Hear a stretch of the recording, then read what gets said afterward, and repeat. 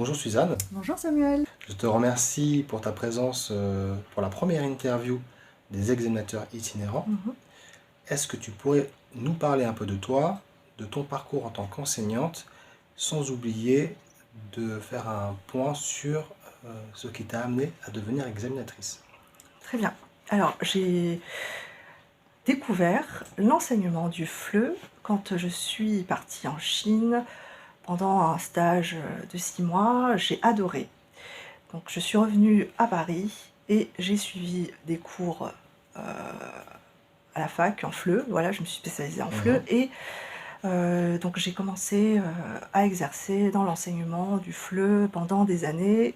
Et pendant ces années d'enseignement, j'ai découvert les métiers de l'évaluation et de la certification. Et j'ai adoré. Donc je suis tombée amoureuse du métier d'examinatrice Mhm. correctrice. D'accord. Mm. Et tu as continué en parallèle avec ton métier d'enseignante ou tu as arrêté complètement l'enseignement pour être examinatrice?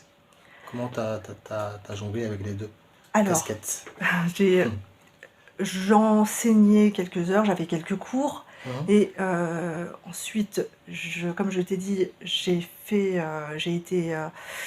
travaillé en tant que coordinatrice. Je suis passée coordinatrice Ouais. des examens. Mhm. Et pendant ces années où j'ai travaillé en tant que coordinatrice, j'ai découvert énormément de choses sur l'évaluation, la certification. Mhm. Et ça m'a vraiment passionnée. Et j'ai décidé, quelques années plus tard, de devenir essentiellement examinatrice correctrice. Et je ne fais que ça maintenant. D'accord. Voilà, je n'enseigne plus. D'accord, tu n'enseignes plus du tout. Plus du tout. Est-ce que tu fais des préparations aux examens? Parce que c'est un peu... Enfin, ça reste de l'enseignement. C'est un peu différent quand même de l'enseignement traditionnel français de langue étrangère. Oui, tout à fait. Je n'ai pas précisé, mais oui, effectivement, je donne encore des cours de préparation. D'accord. Donc voilà, j'entraîne, je travaille avec des candidats, je les accompagne pour Mhm. les préparer à leur TCF, à leur examen TCF ou de TEF, par exemple. D'accord, très bien. D'ailleurs, tu as mentionné le TEF et le TCF. Quelle habilitation est-ce que tu as à ton actif? Oui. Mhm. Alors actuellement, je suis habilitée DILF, Oui. DELF, DALF, TCF et TEF. Et je ne compte pas m'arrêter là. Je pense que d'ici quelques mois, je vais peut-être passer l'habilitation DFP, peut-être. D'accord. Alors, juste pour ceux et celles qui nous regardent, je pense qu'il y a quelques-uns qui vont se poser la question, est-ce que tu pourrais nous être un peu plus précise sur les acronymes, parce que tu as mentionné, parce que je pense qu'il y en a pas mal qui ne vont pas savoir de quoi tu parles. Oui. Mm. Alors, si je ne me trompe pas, le DFP, il me semble que c'est le diplôme français professionnel. Mhm. C'est bien ça? Ah bah oui, Ouais. Oui, oui, c'est ça. Donc Mhm. oui, peut-être, pourquoi pas, passer l'habilitation DFP D'accord. d'ici quelques mois. Et du coup, les autres que tu as mentionnés, TCF, TF, DEF, Ah oui, DAF. pardon, pardon.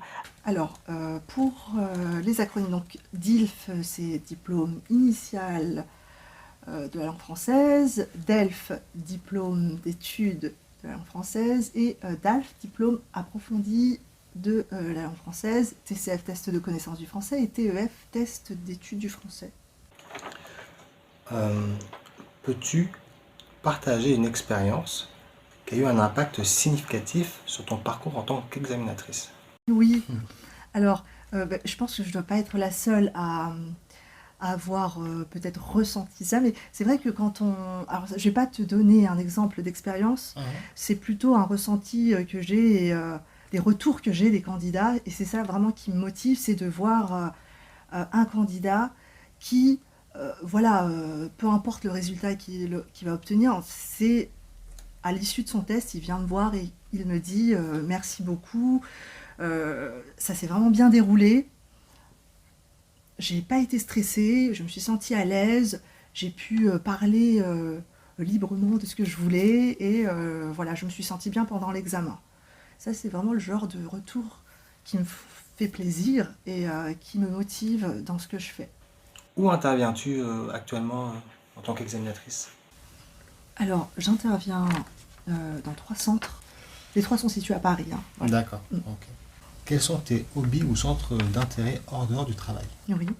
Alors, comme tu as pu le constater, Samuel, j'adore l'évaluation, et même quand je ne travaille pas, je travaille chez moi et je travaille avec un collègue sur la préparation d'un site de formation en ligne qui aide justement les candidats à se préparer à leurs examens, notamment le TCF.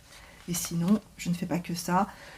Je sors avec mes enfants, je me balade et je vais surtout à la salle de sport. D'accord. Merci pour ce partage. Qu'est-ce qui t'a poussé à t'inscrire et à créer ton profil sur le site exafeu.com? À ma connaissance, il n'y a pas de site qui centralise tous les examinateurs de France et du monde entier. C'est ça en fait, parce que c'est pas qu'ici en France, c'est vraiment à l'échelle internationale. Et ça, c'est vraiment, je pense, une première, je pense.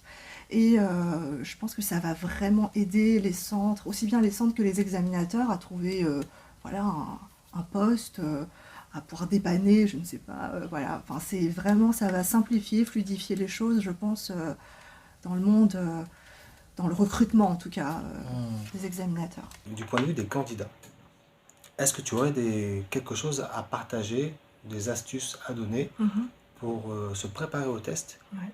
ou des conseils pour appréhender les épreuves d'un test ou d'un examen quelconque en français?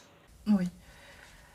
Alors, je veux dire que quoi qu'il arrive, peu importe le niveau que vous avez, que vous parlez bien ou moins bien, il faut se préparer en amont. Ça, c'est vraiment primordial pour ne pas être surpris par les épreuves, par exemple, le jour de l'examen. Donc, se préparer, que ce soit sur les sites d'entraînement proposés par France Éducation Internationale comme TV5 Monde, ou bien sur avec des manuels vous-même, ou bien avec l'aide des centres de formation qui proposent des cours de préparation.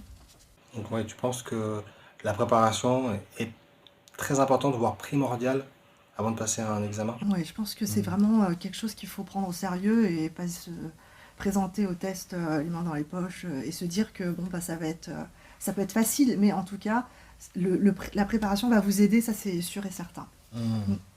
Du point de vue de futurs ou jeunes enseignants, ou examinateurs, examinatrices, est-ce que tu aurais des conseils, des mises en garde peut-être, ou autre chose à partager? Oui, je vais peut-être dire, avec voilà, le peu de choses que je sais sur ce métier, c'est que c'est un très beau métier, peut-être qui est sous-évalué, sous-estimé, mais c'est vraiment, je pense, un très beau métier qui demande énormément de compétences et de qualités humaines, notamment donc la bienveillance, l'écoute. Et je pense que c'est vraiment accompagner, ça c'est important, accompagner le candidat, donc on ne va pas le tenir par la main, c'est pas ça, mais c'est vraiment, il faut qu'il se sente soutenu et il faut qu'il se sente à l'aise quand il passe son test. Et ça, je pense que ça fait la différence. Un grand merci à toi, Suzanne, Je t'en prie. pour ta Merci. présence, pour ton partage d'expérience et tes impressions. Merci À à toi, l'avenir. Samuel. Écoute, merci à toi et bonne continuation. Merci.